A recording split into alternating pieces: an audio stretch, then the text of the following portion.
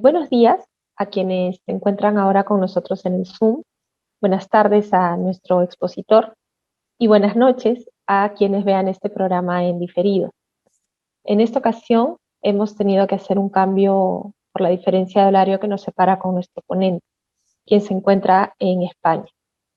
Mi nombre es Fabiola Vergara, soy directora de Acceso y Promoción de la Información de la Biblioteca Nacional del Perú, y a nombre de la biblioteca les damos la más cordial bienvenida a esta 11ª sesión del programa de bibliotecología bajo la modalidad virtual. El programa de bibliotecología busca acercar a la comunidad bibliotecológica del país, gestores culturales, historiadores, estudiantes universitarios y a la ciudadanía en general, que busquen actualizarse en temas de bibliotecología, información y biblioteca, propiciando el análisis, la reflexión y el intercambio de ideas en torno a la premisa de que las bibliotecas son espacios de formación ciudadana y de transformación social. Antes de presentar a nuestro expositor, queremos recomendar a los participantes que nos acompañan en el Zoom que pueden hacer sus preguntas, ¿no? En el chat. Y a quienes nos acompañan a través del Facebook, también mediante los comentarios. Agradecemos que las preguntas sean precisas y breves para poder generar este diálogo con el ponente. Y ahora sí, con mucho placer, paso a presentar a nuestro invitado de hoy. Él es Joaquín Rodríguez López, es doctor en Antropología por la Universidad Complutense de Madrid, es profesor de la Universidad Camilo José Cela y autor de una quincena de libros relacionados con las transformaciones que la cultura digital ocasionan en distintos ámbitos, la mayoría relacionados con el mundo del libro y la lectura. Ha sido director de ediciones y contenido digital de la Residencia de Estudiantes de CSIC durante los años 2003 al 2006 y ocupó también el cargo de editor jefe de Santillana Formación, del Grupo Santillana, durante los años 2000 al 2003. Previamente fue director de documentación del Grupo Santillana y editor ejecutivo en su división educativa. Sus últimos títulos son En defensa de las librerías, recomendaciones en materia de políticas públicas, gremiales e individuales para el fortalecimiento de las librerías en Iberoamérica, publicado por CERLALC en el año 2019.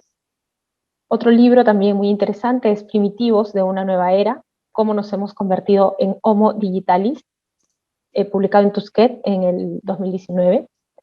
Y también otro libro es La furia de la lectura, ¿por qué seguir leyendo en el siglo XXI?, publicado también por Tusquets el presente año 2021. Y bueno, sin más, le damos a continuación la bienvenida al doctor Joaquín Rodríguez, quien nos presentará la conferencia La lectura digital en el aprendizaje. Adelante. Muchas gracias, Fabiola. Permitidme que comparta mi pantalla. Pues, cómo no, Fabiola, quisiera comenzar dando las gracias a la Biblioteca Nacional del Perú y a los responsables del programa de bibliotecología por haberme invitado y por haberme dado la oportunidad de intervenir en estas jornadas. Es siempre, sinceramente, un placer redoblado participar en eventos organizados por entidades hermanas del ámbito iberoamericano y contribuir, aunque solamente sea un poco, a entender mejor el impacto que las transformaciones digitales tienen sobre muchas de nuestras prácticas, entre ellas, como no, la que nos reúne hoy, que es la de la lectura. Me gustaría dar un paso hacia atrás para entender mejor dónde nos encontramos y hacia dónde pretendemos ir. Quizá alguno de ustedes crea que es un paso demasiado largo hacia el pasado, pero la génesis de los acontecimientos contemporáneos siempre está más lejos de lo que pensamos.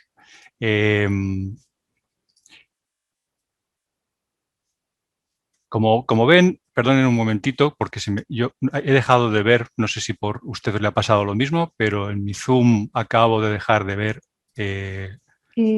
¿No? Sí, Ahora, nosotros ahora he vemos, recobrado la imagen, perdónenme, es que tengo problemas de conexión estos días, ya la he recuperado. A finales del siglo XVI, la Compañía de Jesús elaboró un manual consensuado que titularon, como ven aquí, Ratio Studiorum.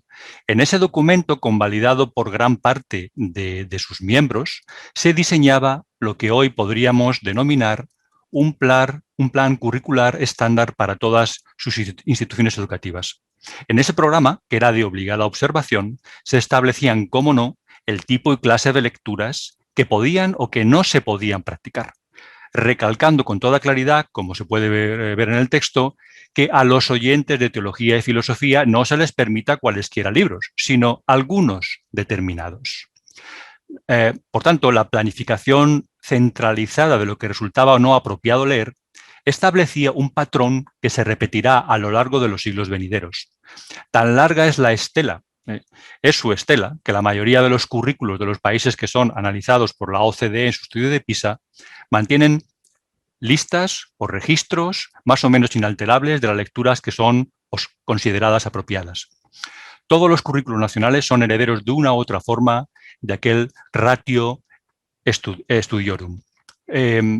Aprender a leer nunca fue un mero ejercicio neutral de identificación de fonemas y grafemas, de mera descodificación. Aprender a leer siempre fue y sigue siendo un ejercicio que observa y se atiene a un canon nacional determinado, que exige a sus aprendices una observación respetuosa y que impone más o menos larvada o explícitamente todo un programa cívico y político de formación de lo que casi podríamos llamar el espíritu nacional. Y veremos al menos un ejemplo casi inmediatamente. Me interesa recalcar que los programas tradicionales de alfabetización nunca han sido meras intervenciones funcionales, sino que siempre han venido acompañados por, podríamos decir, una jerarquía cultural de las obras que deben consultarse, por un patrón más o menos inalterable de las obras literarias que deben leerse y por un proyecto que podríamos llamar propiamente de ciudadanía. Y no sé si ustedes tuvieron la misma vivencia que tuve yo, pero a lo largo de toda mi vida escolar, particularmente si cabe... ¿Perdón? Perdón, estoy oyendo un ruido de fondo, discúlpenme. Por favor, a todos los participantes les pedimos que apaguen sus micrófonos. Disculpen la interrupción, profesor. Sí, no hay ningún problema, disculpe. Continúo, por tanto. Les estaba diciendo que no sé si han compartido conmigo la misma vivencia, seguramente muchos de ustedes sí, ¿no? A lo largo de nuestras vidas escolares. Y les decía que particularmente en el ámbito de la lengua y la literatura, lo que se primaba cuando yo estudiaba era la mera repetición, la memorización, una aceptación más o menos reverente de un canon que por entonces era inamovible. Con esas prácticas, claro, no es extraño que se crearan no lectores de por vida, que el índice de desinterés por los supuestos clásicos y por las obras canónicas fuera cercano a cero y que por extensión el interés por la lectura en general tendiera también a ser inexistente. Sabemos, y no voy a extenderme demasiado sobre esto en esta intervención, que existe por lo demás una correlación muy férrea entre el origen social y el capital cultural y educativo de los padres y el desempeño e interés lector de sus hijos. Solamente mediante medidas correctivas que promuevan la equidad escolar, mediante políticas muy activas, se consigue promover un verdadero interés por la lectura. Fue Paulo Freire, y muchos de ustedes lo sabrán perfectamente, quien estableció hace ya muchos años que existían lo que él denominaba pedagogías que pretendían rellenar la cabeza de contenidos y pedagogías que, al contrario, pretendían desarrollar las mejores habilidades y competencias de cada cual. Esa contraposición entre la pedagogía del banquero, así la denominaba él, ¿no?, y la pedagogía de la liberación, se sustentaba sobre dos concepciones completamente contrapuestas de los seres humanos. La primera, claro, sostenía y sigue sosteniendo, desafortunadamente, que somos seres deficientes e incompletos que deben, sobre todo, ser recargados con contenidos y conocimientos que son decididos de manera centralizada. La segunda mantiene que debemos desarrollar competencias y capacidades que nos emancipen, que nos empoderen y que nos liberen, ¿no? Y en esa pugna pedagógica, que sigue totalmente vigente, veremos que la realidad es tozuda y que las profundas transformaciones que ha traído consigo la revolución digital ponen en la mano de nuestros hijos, de nuestros alumnos, herramientas que les permiten acercarse al ideal de la creatividad, de la inventiva y de la imaginación. A menudo debatimos sobre cuestiones de las que ignoramos que tienen una génesis histórica, un amplio recorrido previo, como le decía al principio de mi intervención. Si nos molestamos en consultar las obras de Paulo Freire, que son absolutamente vigentes, encontraremos que dedica multitud de páginas al asunto de la enseñanza de la lectoescritura. En esas páginas, y pueden encontrar una bibliografía amplísima, en esas páginas llama una y otra vez la atención sobre el siguiente asunto de capital interés para nuestra actualidad. Leer no es descifrar, leer es el reverso de escribir. La lectura y la escritura deben servir para que comprendamos mejor el mundo que nos rodea, para diseñar, si cabe decirlo de esa manera, de manera colaborativa, el futuro que todos queremos. Él decía que la lectoescritura debe ser, por tanto, un ejercicio de creación, de imaginación, de concepción de nuevas posibilidades. Les comentaba en una diapositiva previa que no hay programa de enseñanza de la lectura que no venga acompañado siempre de un programa de adiestramiento cívico y político. Y pongo el ejemplo de la España de la dictadura porque, claro, es el que mejor conozco. Con alguno de los libros, y esto es totalmente verídico, con alguno de los libros que mis padres tuvieron que manejar durante el periodo de la posguerra española. Estoy seguro que todos ustedes, que todas ustedes podrán encontrar ejemplos equiparables en sus respectivos países, seguramente también en Perú, porque no ha habido diseño curricular desde los tiempos de los jesuitas que no haya pretendido configurar y moldear el espíritu de los lectores. Perdón, que me parece que he dado donde no debía. Permítame que amplíe un poquito. Creo que ahora se ve bien, ¿no, verdad? Sí. Bueno, quedémonos, por tanto, con una pregunta capital que sigue flotando en el aire desde los años 70 del pasado siglo. Y les pongo el ejemplo de uno de los libros más interesantes de Paulo Freire a este respecto. ¿Cómo hacemos para convertir la enseñanza y la práctica de la lectoescritura en un ejercicio de entendimiento, de creación y de configuración de nuestra realidad? Esa aspiración es la que recorre buena parte de las pedagogías que se siguen denominando radicales, pedagogías radicales a todo lo largo del siglo XX y XXI. Y déjenme decirles una cosa, cuando se las denomina como radicales, entiendo que significa que van a la raíz de las cosas, a su verdadera esencia, sobre todo y fundamentalmente.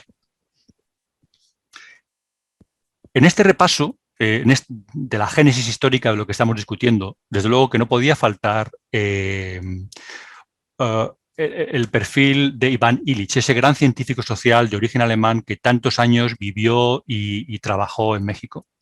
Ivan Illich, como Freire, era en gran medida un anti-institucionalista, es decir, y para el caso que ahora mismo nos ocupa, era una persona que desconfiaba de los sistemas centralizados que tendían a confundir educación con escolarización, que suponía que la imposición de currículos centralizados, de contenidos más o menos inservibles, podía reemplazar a la verdadera formación.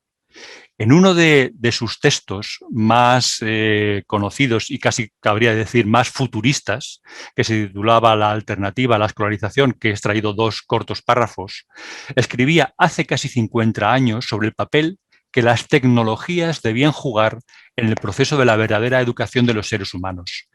Ivan Illich decía, y solo cito uno de ellos, si la tecnología estuviera adecuadamente controlada, podría capacitar a cada hombre para entender mejor su medio ambiente, su entorno, moldearlo con sus propias manos y permitirle la intercomunicación total a un grado nunca antes alcanzado.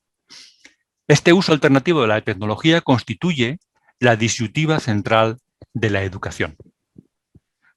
Para Illich, la tecnología, por tanto, debía ser una herramienta empoderadora, emancipadora, liberadora, capaz de ayudarnos a desplegar nuestro máximo grado de creatividad, capaz de mejorar nuestra comunicación y nuestras relaciones. Y para mí, esa idea sigue siendo central en el debate actual, en el debate que mantenemos hoy sobre el papel de la tecnología en la educación y, por ende, de las tecnologías digitales en la práctica de la lectura, que es el asunto que hoy nos reúne a todos aquí. Espero que no haya sido en vano el recorrido de las 9 diapositivas previas y les agradezco su paciencia siguiéndome hasta este punto. Porque quizás entendamos mejor ahora que nuestras discusiones actuales no se desarrollan sobre el vacío. Quizá vislumbremos mejor ahora que la educación para la emancipación, el empoderamiento y la liberación sigue siendo una reclamación vigente y legítima. Y quizá distingamos mejor ahora que la tecnología debe ser una herramienta al servicio de ese propósito.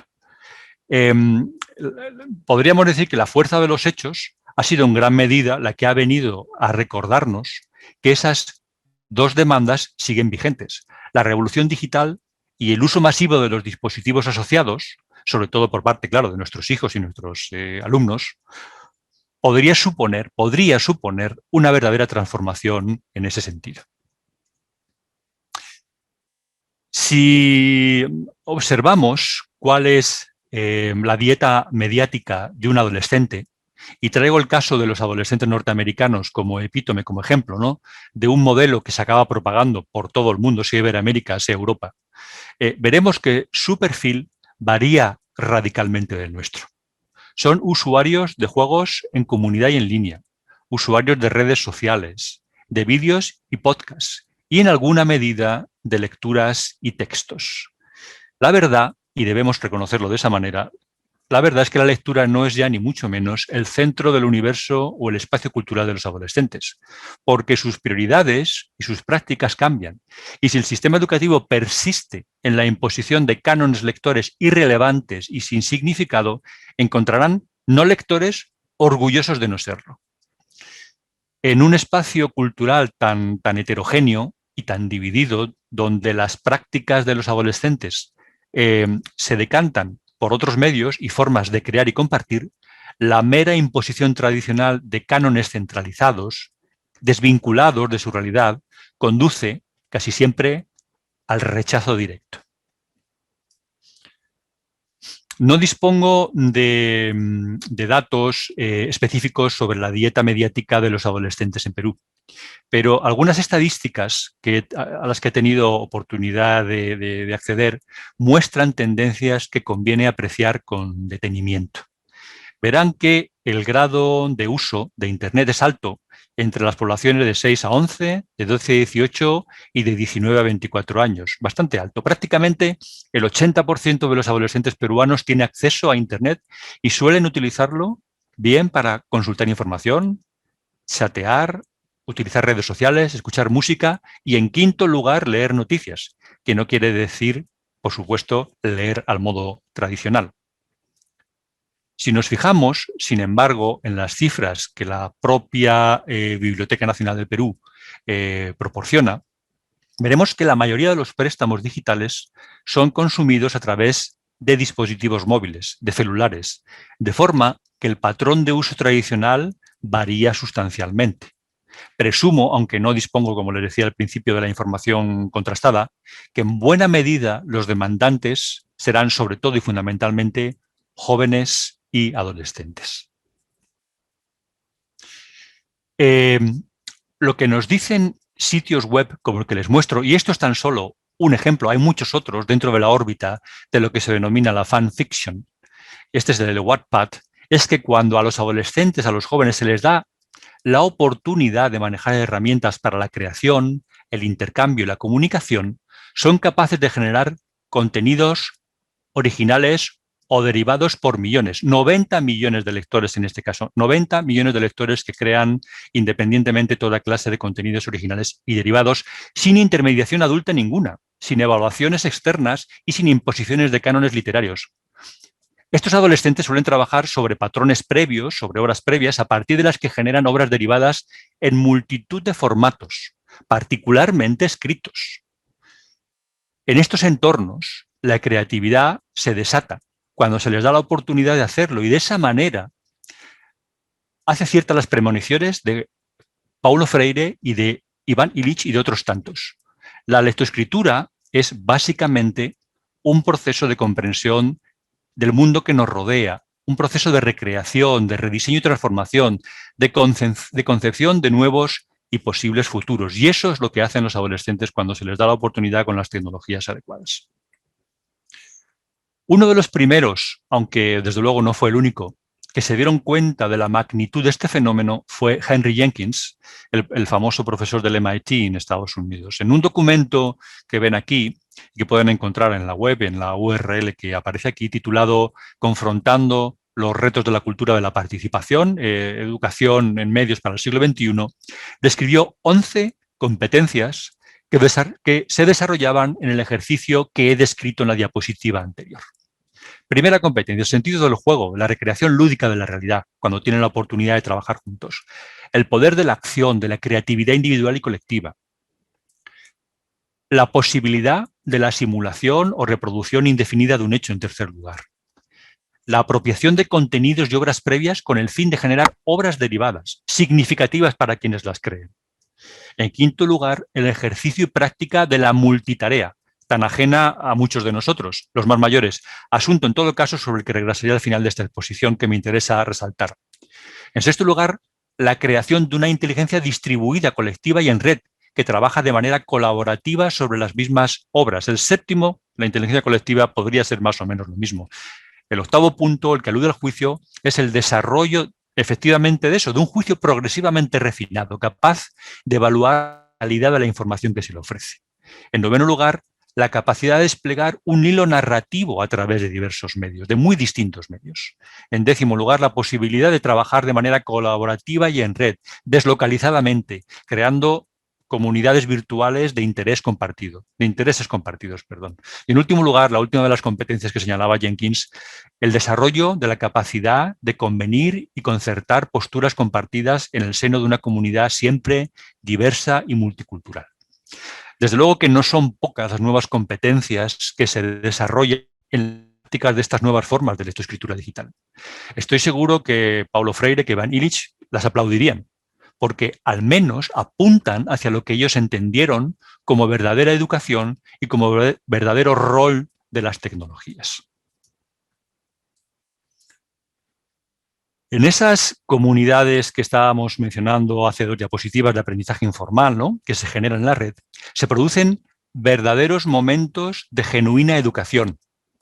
Se aprende haciendo, se resuelven problemas, se simulan y reproducen determinadas situaciones para favorecer mejor su entendimiento y su gestión. Se divierten juntos, se evalúan y estimulan mutuamente. No creo que nadie de los que estamos hoy aquí, en esta charla, podamos dudar que en estos ejercicios transmedia o ejercicios multimodales de múltiples medios, autónomos, no se esté produciendo un verdadero aprendizaje. Y lo más relevante, y este cuadro está sacado del libro blanco de la alfabetización transmedia que les estoy mostrando aquí, lo más relevante es que todo cambia en nuestro ecosistema educativo, absolutamente todas sus dimensiones.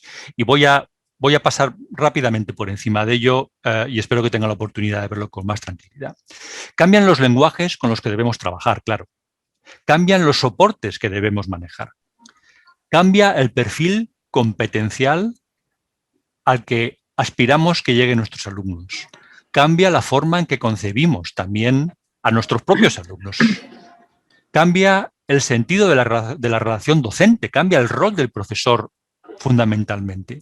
Cambian incluso los espacios en los que aprendemos.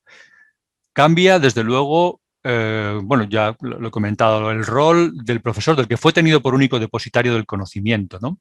Y cambia el sustrato teórico con el que debemos pensar lo que está ocurriendo.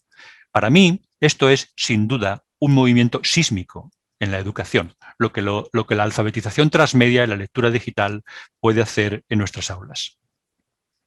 El hecho de que nuestros alumnos sean nativos digitales, igual que nosotros somos nativos tipográficos, a propósito, no significa que no necesiten guía y acompañamiento, igual que nosotros lo necesitamos, por supuesto, en su momento.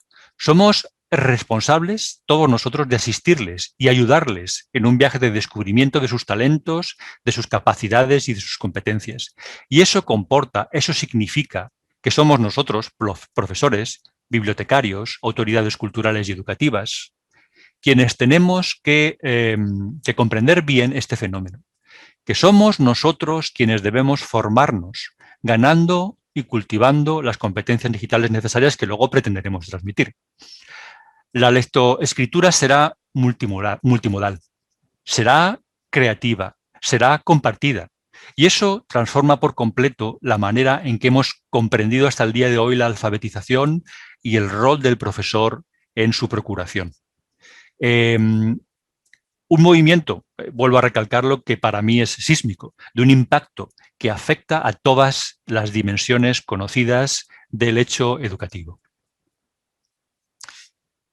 Es cierto, no cabe duda, de que la multimodalidad y la transmedialidad serán modalidades de alfabetización y creación crecientes, sobre todo porque las transformaciones digitales no se detendrán y porque nuestros hijos no estarán dispuestos de ninguna de las maneras a perdérselas. Pero es importante tener en cuenta que la lectura, y a esto aludía en una diapositiva previa, que la lectoescritura tiene por sí misma características muy particulares, muy propias. Solamente en esta charla de hoy me voy a referir a una de ellas para no alargarme excesivamente.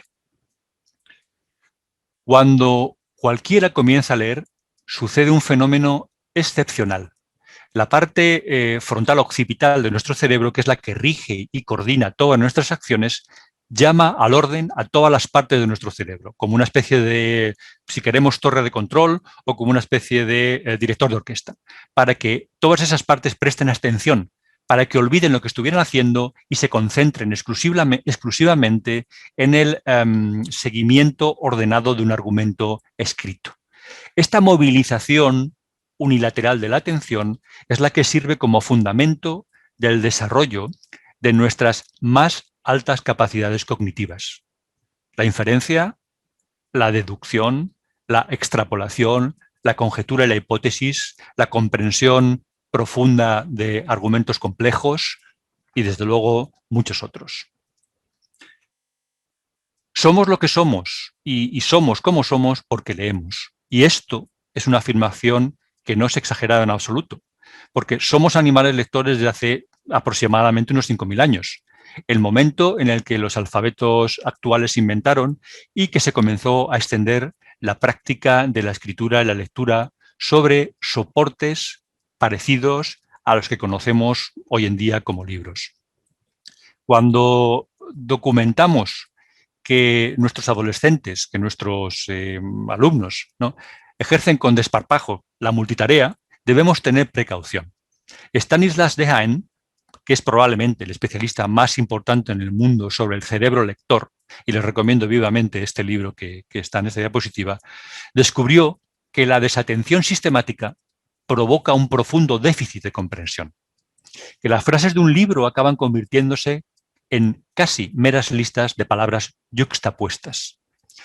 La lectura, la lectoescritura, y voy a llamarlas así tradicionalmente, a falta de mejor palabra, ¿no?, deben fomentarse siguiendo alguna de las pautas que no son bien conocidas, porque en ello nos va preservar y mejorar alguna de nuestras más altas capacidades cognitivas. El reto está, si se fijan, y si han tenido la paciencia de seguir el hilo de la exposición, como he repetido tantas veces, en ser capaces de desarrollar cerebros multimodales, bitextuales. Y para eso todos, insisto, profesores, bibliotecarios, autoridades culturales y educativas, tenemos que intervenir de manera muy consciente y deliberada, decididamente.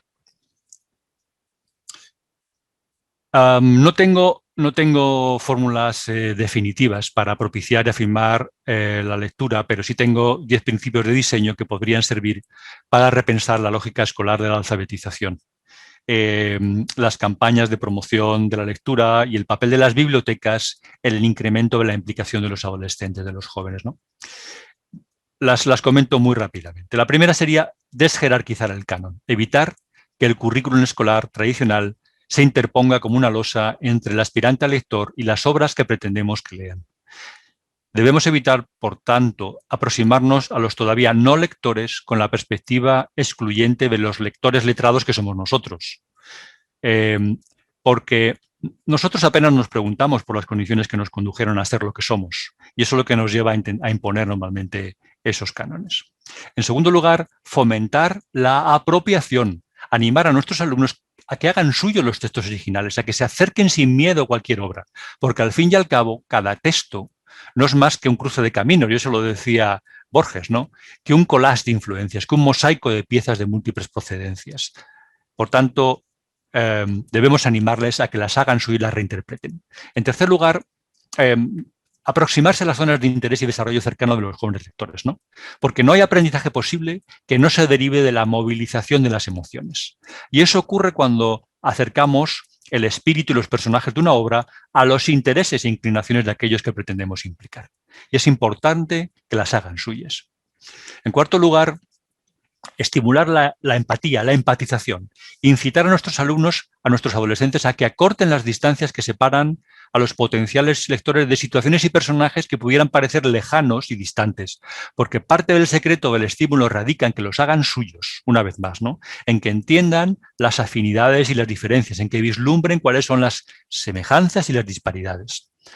En quinto lugar, promover la lectura profunda, y en esto sigo a Stanislas Dehaene, ¿no? No conformarnos nunca con el mero aprendizaje funcional, con el simple deletreo o con la superficialidad de la recitación.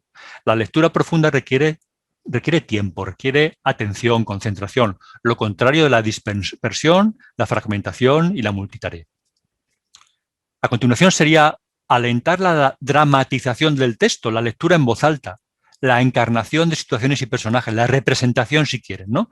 Porque es una forma inequívoca de socializar y compartir un texto y de meternos en la piel de los demás, de favorecer la empatía, ¿no? A continuación, favorecer la creación de comunidades de lectoescritores, porque la lectura conviene que sea un acto creativo, comunitario, colectivo, una posibilidad de recreación y transformación. Y la web, y nos lo mostraban la página que les he mostrado con 90 millones de lectores, nos da infinitas posibilidades de promover esas agrupaciones creativas autónomas. A continuación, deberíamos impulsar la escritura como reverso imprescindible de la lectura, porque no buscamos solamente el mero gozo pasivo, que también lo buscamos, pero buscamos también fundamentalmente el florecimiento creativo, el empoderamiento de cada lector. También tendríamos que alentar la reinterpretación y la multimodalidad, la transmedialidad, porque aunque me he detenido a lo largo de esta exposición, ya no cabe pensar en una sola forma de alfabetización que pase por la lectoescritura, sino que debemos promover todas las otras formas de expresión y representación que están al alcance de nuestras manos en sus múltiples formatos, sean imagen, vídeo, audio, o la intersección de todos ellos. Y por último, utilizar las tecnologías como una herramienta para el desarrollo de la creatividad, de la exploración, de la imaginación, de la comunicación y de la colaboración. Me hubiera gustado mucho poder estar hoy con ustedes en Lima, donde ya he tenido afortunadamente la ocasión de estar y de viajar en alguna ocasión, y tener la ocasión de discutir personalmente sobre las impresiones que les haya podido causar mi intervención. Ojalá pueda servirles, mientras tanto, al menos, para replantearse las nuevas alfabetizaciones transmedia y el formidable impacto que tendrán, que ya están teniendo sobre nuestro modelo educativo, sobre nuestras redes de bibliotecas y sobre el diseño de nuestros currículum. Espero, de verdad, sinceramente, que podamos vernos pronto en persona y, mientras tanto, quiero reiterar mi agradecimiento por su amable invitación. Muchísimas gracias. Muchas gracias, Joaquín, por esta interesante presentación. realmente nos invita a pensar muchas cosas. Ahora mismo vamos a hacer algunas preguntas, de repente para profundizar en algunos de los puntos que nos has expuesto. Y la primera pregunta es referida más bien al tema del acceso. Si bien las estadísticas nos dicen pues que hay varias personas o un porcentaje alto de personas que se conectan o que tienen acceso a Internet, pero cierto es que en nuestro país y en otros países también de Latinoamérica, el acceso no es completo, ¿no? Hay muchas dificultades en algunos casos por el tema geográfico propiamente. Entonces, ¿creerías tú que en este contexto en el que nos encontramos, justamente el tema de las dificultades de acceso a las tecnologías estarían generando una mayor brecha Sí, sí, sí. en los adolescentes respecto a la lectura? Sin duda, Fabiola, yo creo que sí. Has señalado un tema que a mí me preocupa mucho y del que, en fin, he trabajado muchísimo, ¿no? Que es efectivamente la indisponibilidad de dispositivos digitales, de buenas infraestructuras, de conectividad, desde luego, pues impide a muchos adolescentes de zonas rurales, en zonas como todavía entiendo Perú, en el que el 80%, la buena noticia, vamos a verlo de ese modo, es que el 80% de la población, muchos de ellos jóvenes y adolescentes, tienen acceso a Internet. Y en las estadísticas que he mostrado, que son sacadas de fuentes de Perú, pues ya están conectándose a través de dispositivos de diversa índole a la Biblioteca Nacional de Perú y a otras muchas fuentes, ¿no? Es verdad que hay al menos un 20% de adolescentes en zonas rurales con una accesibilidad mermada, no reducida. Y yo creo que desde luego en las políticas de un Ministerio de Cultura debería ser, y un Ministerio de Educación, una de las prioridades ninguna sería favorecer la conectividad de esos centros escolares en zonas rurales. Y hay muchos proyectos en todo. Yo tengo la suerte de trabajar en varios proyectos internacionales y en muchos países iberoamericanos se está promoviendo muchísimo que la equidad, o sea, al final la equidad y la calidad de la educación pasa porque se fomente la accesibilidad y hay muchos proyectos para que se fomente que en zonas rurales, en escuelas con escasos recursos, los chavales, las niñas tengan posibilidades de hacerlo, ¿no? Es muy importante, sin ninguna duda. Les estaríamos mermando, claro, estaríamos reduciendo, perdona que me extienda tanto, Fabiola, ¿no? Pero la pregunta me parece tan interesante y tan importante, ¿no? Fijaos que en los años 70 Iván Illich ya decía, claro, comprendía muy bien qué es la tecnología. La tecnología no es un enemigo nuestro. Nosotros como género humano somos lo que somos gracias a la tecnología. Nosotros somos la especie que hay ahora mismo que habita la Tierra, que se ha desarrollado gracias a las tecnologías que ha inventado, ¿no? Inventamos tecnologías que nos transforman a utilizarlas, ¿no? Y él hablaba de que las tecnologías debían ponerse al servicio del empoderamiento. Lo que debemos intentar es que estos chicos de zonas rurales tengan la posibilidad de acceder a ellas, sin ninguna duda. Claro, sin embargo, una parte es la infraestructura y el acceso a ellas, pero no necesariamente el mero acceso les va a dar, o sea, va a disminuir las brechas, ¿no? No, Sino claro que que no. pasa por una serie de factores y de acompañamiento. Justamente una de las preguntas de los participantes es, en el contexto digital, ¿el lector debe ser cada vez más autónomo para organizarse y saber alejarse de los distractores? Y en la presentación que has hecho hablamos mucho de los adolescentes, ¿no? Entonces, realmente los adolescentes, los niños, pueden lograr esa autonomía para organizarse y saber alejarse de los distractores. Y, Yo creo que una de las principales cosas a las que estamos obligados, a los que nos dedicamos a la educación, ¿no? Es a ser capaces de desarrollar personas que autodirijan su proceso de aprendizaje, ¿no? Que sean capaces realmente de hacerlo. Eso significa que puedan buscar información, interpretarla, seleccionarla, ordenarla, interpretarla. Y para eso, claro, tienen que aprender, entre otras cosas, a discriminarla y hacer una lectura profunda de muchos de ellos. Todo ese proceso de adquisición de competencias, y tú lo has dicho muy bien, Fabiola, no solamente es disponer de infraestructuras, es desarrollar todo un conjunto de competencias digitales, tanto para los profesores como para los alumnos, ¿no? Para el desarrollo de todo ese ámbito de competencias hay que hacer un trabajo muy sistemático en las aulas de los colegios. Nuestra aspiración es crear alumnos que sean capaces de autodirigir su proceso de aprendizaje, para lo cual tenemos que enseñarles, como te digo, eso, a buscar la información, a ser capaz de valorarla, evaluarla, discriminarla, ordenarla, hacer una alcanzar una comprensión profunda de los textos que leen, y todo eso requiere un entrenamiento sistemático. Y eso no se puede hacer de otra manera que con currículums bien diseñados, basados en competencias que ayuden a nuestros alumnos a poder hacerlo. Si me refiero siempre a adolescentes y alumnos, Fabiola, es porque para mí es el punto crítico, ¿no? Quienes ya somos lectores no tenemos que preocuparnos por ser más o menos, ya lo somos, de una u otra manera hemos llegado hasta aquí, pero conseguir que los adolescentes realmente se interesen por la lectura es una tarea muy compleja. Yo he intentado argumentar que la escuela lo que suele hacer es generar no lectores de por vida.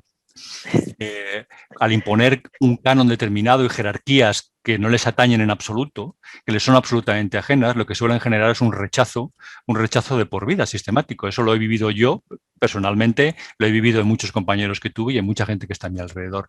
Y eso se duplica o se agrava todavía más cuando los chavales proceden de familias con escasos recursos económicos y culturales, ¿no?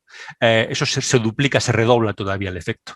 Por tanto, el diseño de buenas políticas culturales en bibliotecas, en escuelas, para intentar justamente suplir esas carencias es fundamental. Claro, sin embargo, también pensaba en que, digamos, en entornos escolares, ¿no? Los docentes muchas veces también enseñan en base a sus propias experiencias, ¿no? Y muchos de ellos pues han crecido y se han formado leyendo también, por ejemplo, clásicos. Y tú en la última diapositiva mencionabas el tema de tener, digamos, creatividad por parte de los docentes para que pueda repensar, ¿no? Los estudiantes, el tema de estos clásicos. Entonces, no es necesariamente, digamos, eliminar todos los cánones, sino de repente replantear cómo es la manera en que nos aproximamos a los clásicos, diría yo.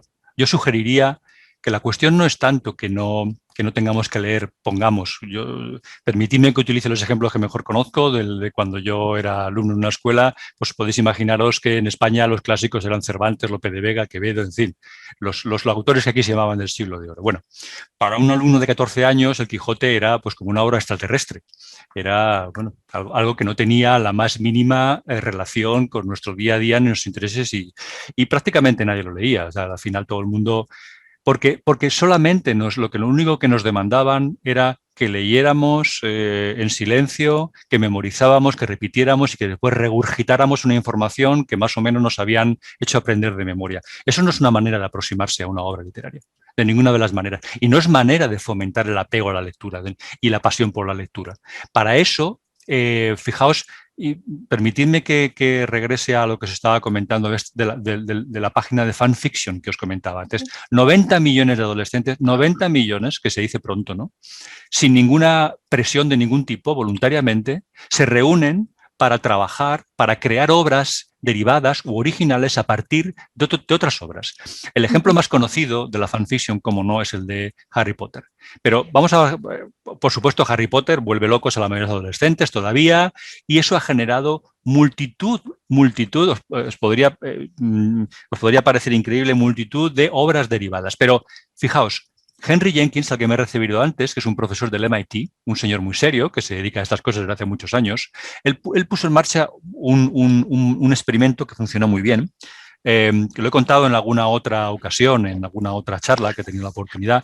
Él decidió que cómo acercar Moby Dick, que es el equivalente a nuestro Quijote en España, ¿no? Pues el Moby Dick norteamericano, que es la gran obra clásica, ¿no? El gran clásico norteamericano, cómo poder acercar esa obra a adolescentes presidiarios de la ciudad de Chicago, ni más ni menos, ¿eh? O sea, el reto era cuádruple. O sea, cómo acercarlo a no lectores de adolescentes que estaban en presidio por diversas razones, que procedían de familias completamente desestructuradas, ¿no? ¿Qué es lo que hizo? Pues siguió todos los pasos que yo que he intentado describir aquí, que son pasos que ya había descrito Paulo Freire, que había descrito Iván Illich, ¿no? Que era permíteles que se apropien de la obra, que la hagan suya, que entiendan y empaticen con cada uno de los personajes de esa obra, que los acerquen a su realidad, que los reinterpreten, que no simplemente reproduzcan memorísticamente eso, y permíteles además que lo recreen de manera multimodal. Si quieren por escrito nada más, perfecto, pero si quieren hacer una obra de teatro, una obra de cine, una representación, da lo mismo, da lo mismo. La cuestión es que yo voy a respetar a los clásicos y voy a apasionarme por la lectura si me permiten que yo me acerque a ellos de otro modo, ¿no? Entonces, si nuestros profesores en nuestras aulas fomentaran esa forma de aproximación, seguramente, hombre, no podemos garantizar que el 100% de los alumnos se conviertan en lectores de por vida o no apasionados lectores, pero desde luego evitaríamos gran parte de ese rechazo. Claro, claro que sí. Y aquí en los comentarios del Zoom nos dejan otra experiencia, no tanto de la apropiación del contenido, pero sí en este entorno digital para enfrentar estas brechas de acceso.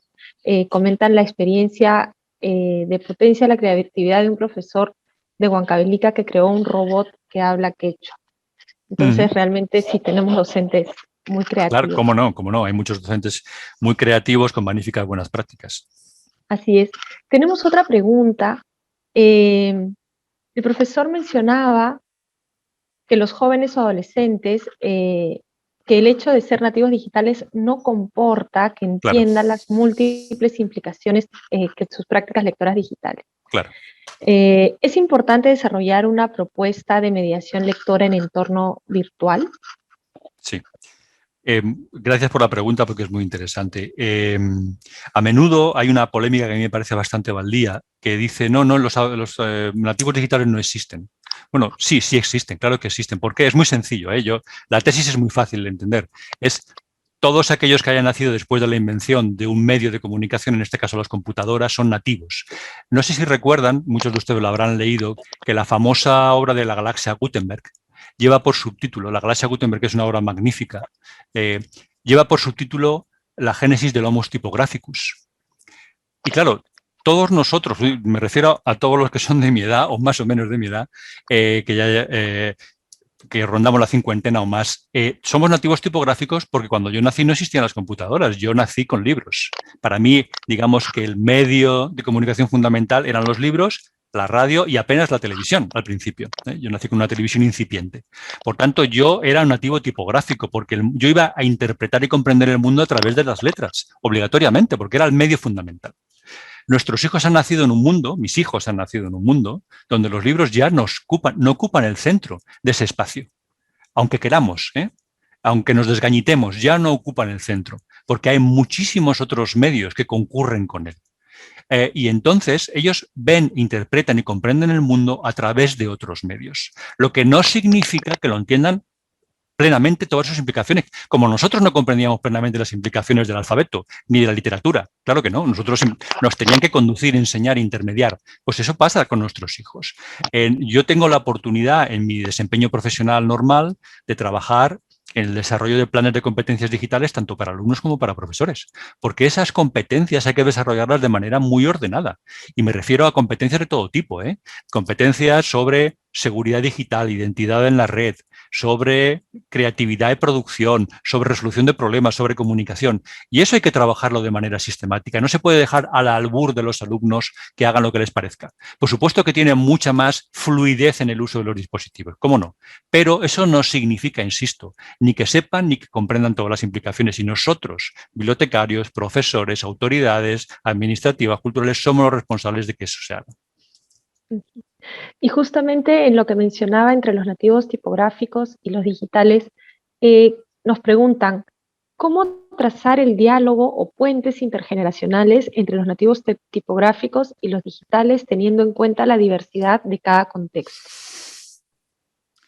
Bueno, aquí estamos intentando que los nativos digitales también valoren el valor fundamental de los libros y la lectura, ¿no? Queremos que nuestros hijos comprendan, aun en ese ecosistema tan rico y tan variado, transmedial, totalmente transmedial, en el que van a vivir, que comprendan la singularidad y el valor de la lectura. ¿Cómo hacemos eso?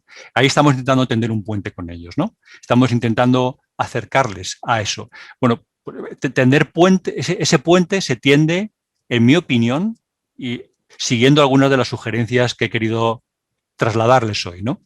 Sobre todo y fundamentalmente, no interponer, y esta es una máxima fundamental, cánones, los meros cánones jerárquicos, ¿no? En donde les obliguemos a la memorización y repetición de esos textos, sin fomentar ninguna clase de apego, ninguna clase de emoción, sin posibilidad de que creen o recreen esos contenidos. No hay aprendizaje sin emoción.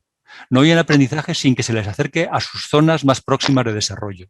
Y eso ya lo decían en 1920, Vygotsky, no lo digo yo. Lo digo yo 100 años después, así que no soy nada innovador al respecto.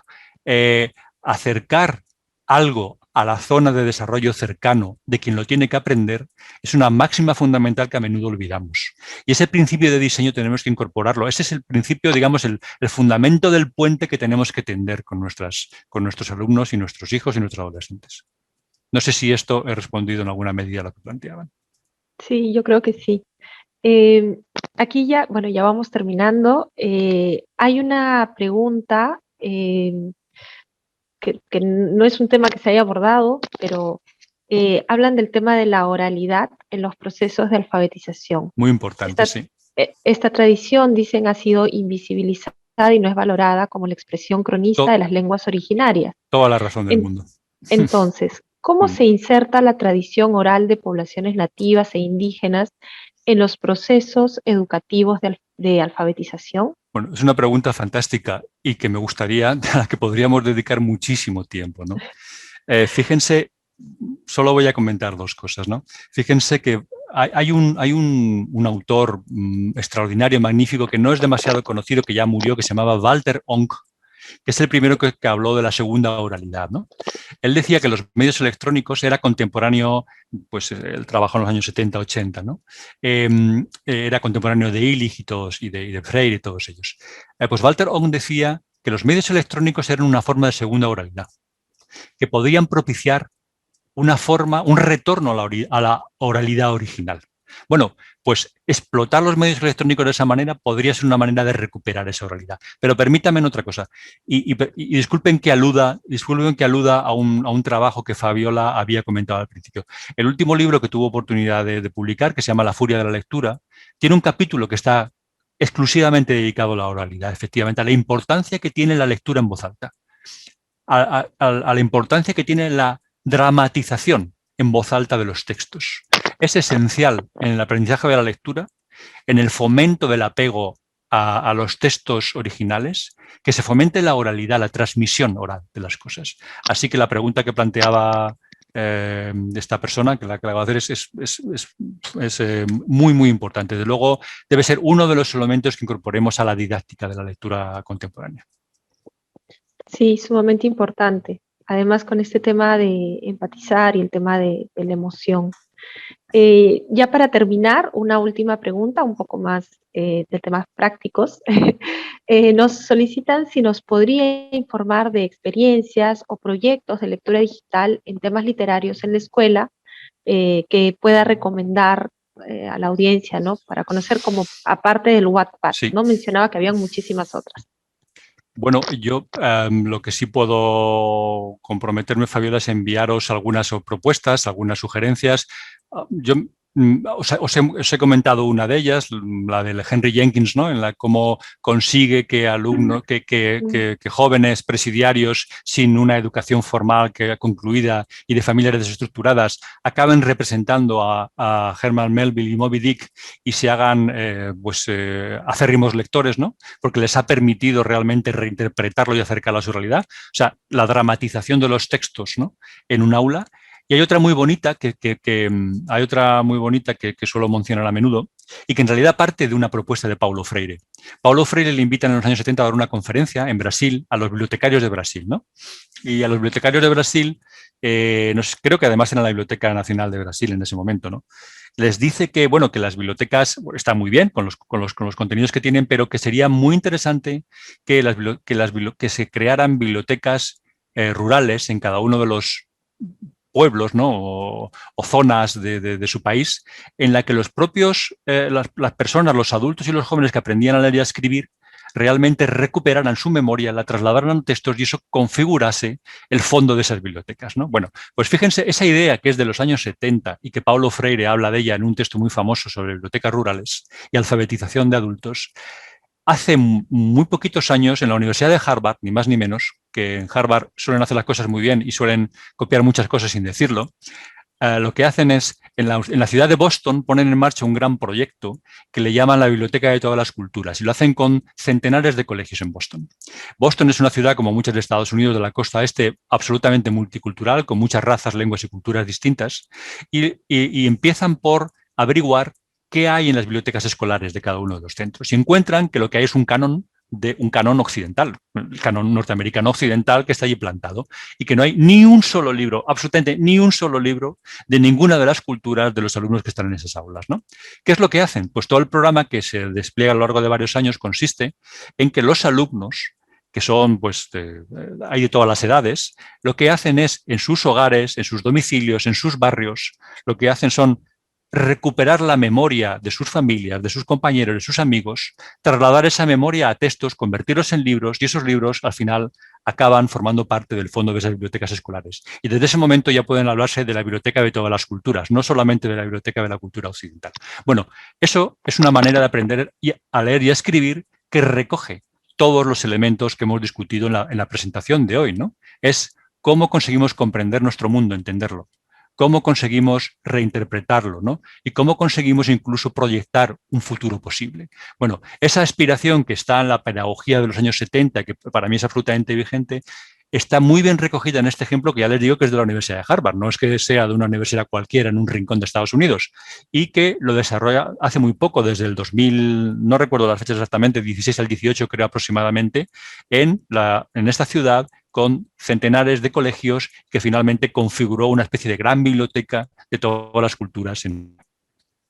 Qué interesante práctica y qué interesante Sí. toda su ponencia, profesor Joaquín. Muchísimas gracias nuevamente. A ustedes. Aquí han llegado varios comentarios de agradecimiento y que se suman a las felicitaciones por esta presentación. Antes de concluir la sesión de hoy, les comentamos que todas las sesiones están siendo grabadas y que se colgarán próximamente en las redes sociales de la institución, en Facebook, en YouTube y en nuestro podcast. Finalmente, les invitamos a seguir las actividades culturales virtuales de la Biblioteca Nacional del Perú y les recomendamos que continúen con las medidas de prevención, usar mascarilla, lavarse las manos y mantener la distancia física y asistir a la fecha de vacunación. Muchas gracias nuevamente, profesor Joaquín. Muchas gracias a todos quienes nos han acompañado hoy día. Buenos días, buenas tardes y buenas noches. Hasta pronto. Muchas gracias.